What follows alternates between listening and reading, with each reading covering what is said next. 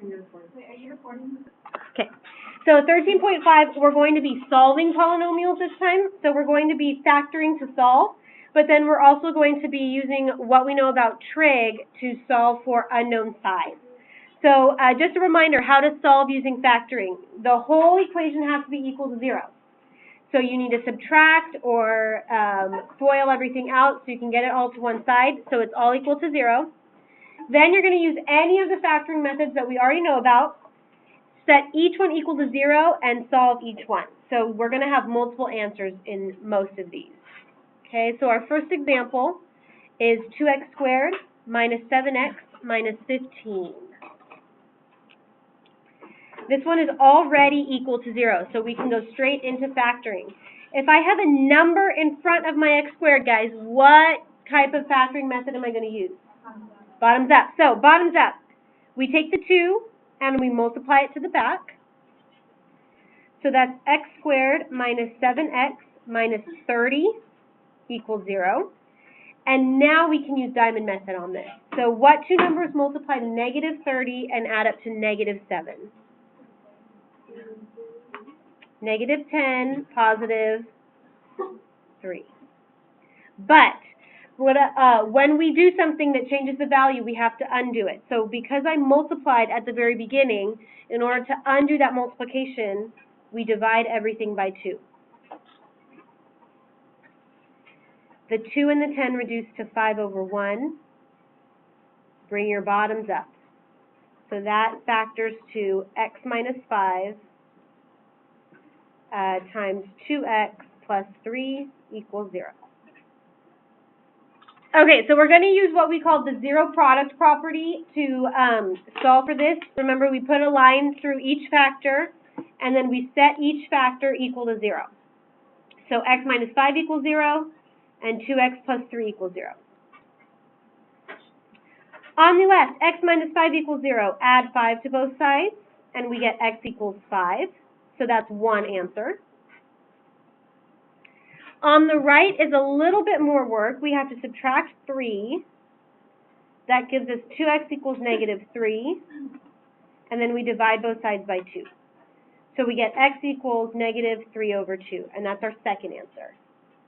If you want to just box your answers like this, that's totally fine. If you want to list them, 5 and then negative 3 over 2, you can do that as well. So far, so good?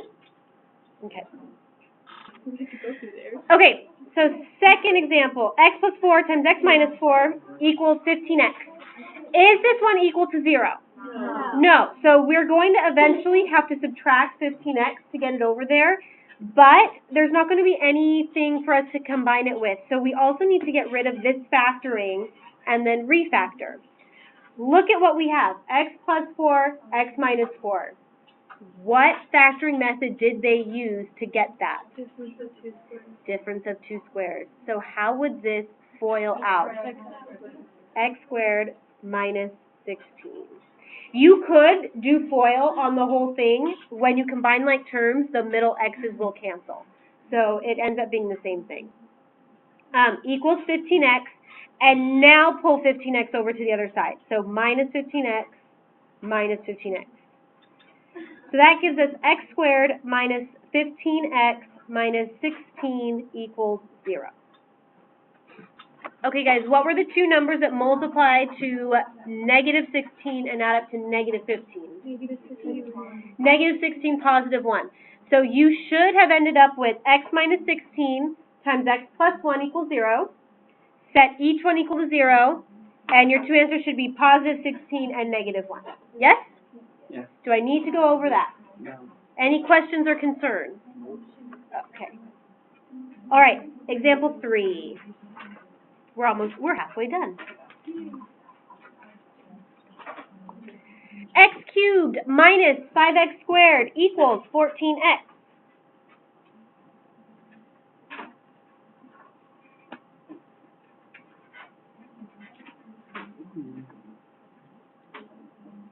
What would we do first? Move the 14x. Move the 14x. So let's subtract 14x. So that's x cubed minus 5x squared minus 14x equals 0.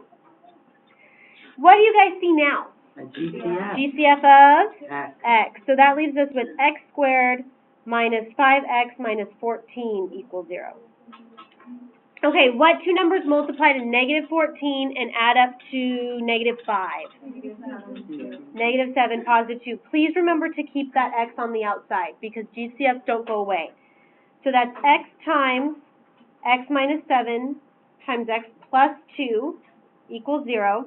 How many factors are in this problem? 3. So put a line in between all 3 of them and set all 3 of them equal to 0. So x equals 0, x minus 7 equals 0, and x plus 2 equals 0. X equals 0. There's nothing else for us to solve, and 0 is a legitimate answer for x, so you're done with that one. So x equals 0 is one of your answers. Okay. A lot of times, you guys will see x equals 0 and then you'll cross it out like we can't use it.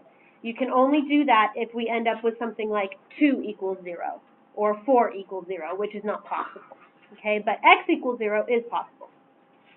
Here we're going to add 7, so we get x equals positive 7 as our second answer.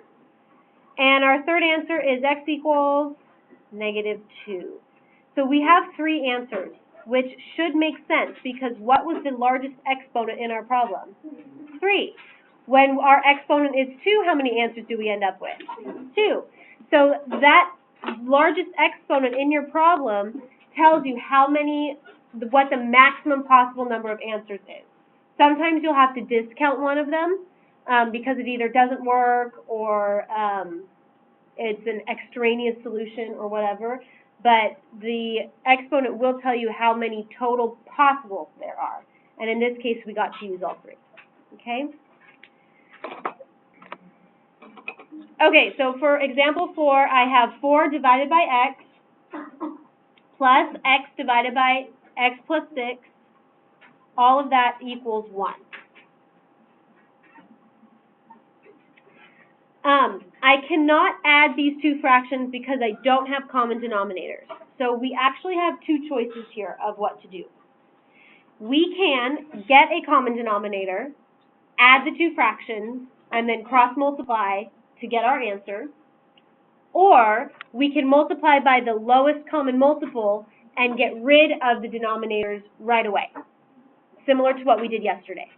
Let's do that. So look at my denominators. I have x and x plus 6. What is going to be my lowest common multiple? X times x plus 6. So multiply everything by x times x plus 6. Even the right-hand side. Okay? Because remember, we need to cancel out both of the denominators entirely. So when we're multiplying, the x is reduced. So we're left with 4 times x plus 6 plus x plus 6 is totally reduced, so that's x times x, which is x squared,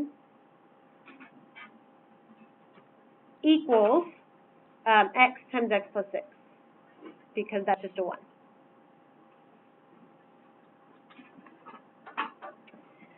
So distribute. So distribute the 4 and distribute the x, and that gives me 4x plus 24 plus x squared equals x squared plus 6x.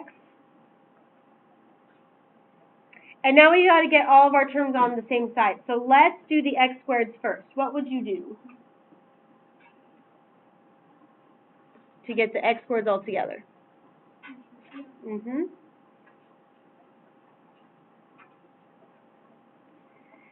So that's 4x plus 24. X squared minus x squared totally cancels. So our x squareds totally go away. Equals 6x. So now our approach to this problem will change a little bit. I have a 4x plus 24 equals 6x. So I don't have any x squareds anymore. So factoring is not an option. We just need to get the x's by themselves. So what would you do next? We can't divide 6 yet. Subtract the 4x. So subtract 4x. That gives me 24 equals 2x. Divide by 2. And x equals 12.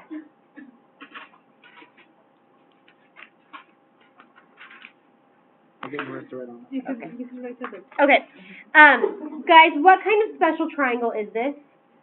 It's a 30, 60, 90. So what I'm going to do, I'm going to write out our 30, 60, 90 triangle with all of the special sides on it, and then we're going to use that to help us solve for the 2 missing sides that we don't have.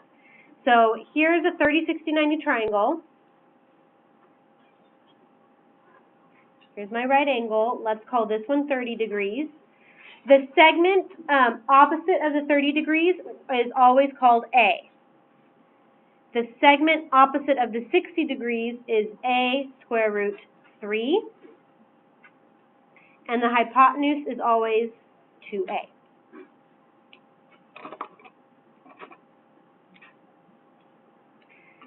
So then let's look at the triangle that they gave us. They gave us the leg opposite of the 60 degrees, which is supposed to be A root 3, right? So set them equal to each other. Whatever they give you, set it equal to what the leg is without numbers.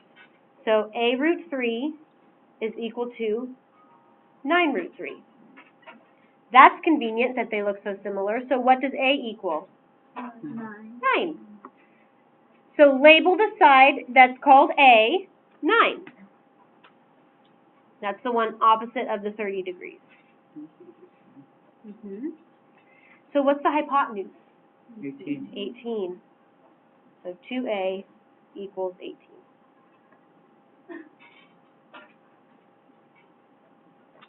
Okay, so what kind of special triangle is this one, guys? 45, 45, 90. So 45, 45, 90 looks like this. I'm going to try and make my sides the same length.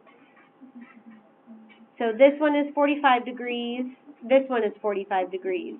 Any triangle whose base angles are the same is called what? Isosceles. Isosceles. And what else do we know about isosceles triangles? The 2 angles are the same. The 2 angles are the same and the 2 sides are the same. So we call those 2 sides A and A because they're the same, right? So if we find one, we know the other one. The hypotenuse of a 45, 45, 90 is A square root 2. Always. And they use Pythagorean theorem to get that. So you can do Pythagorean theorem here to find the hypotenuse, and it will give you A root 2. So on the triangle that I gave you for this problem, I give you that the hypotenuse is 8. That's not very convenient because it doesn't look anything like A root 2. So set them equal to each other. So we know that it's supposed to be A root 2, but the actual numerical value comes out to 8. So set them equal to each other. So I have A times the square root of 2 equals 8. To get rid of that square root of 2, divide both sides by square root 2.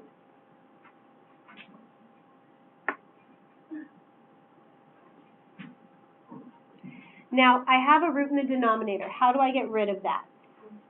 Multiply by root 2. So that's going to give me 8 square root 2 all over root 2 times root 2. 2.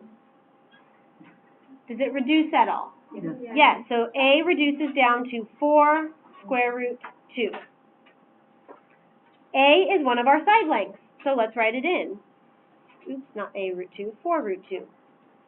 Now, if this one is 4 root 2, what does this one have to be? 4 4 root root 2. And those are missing side lengths.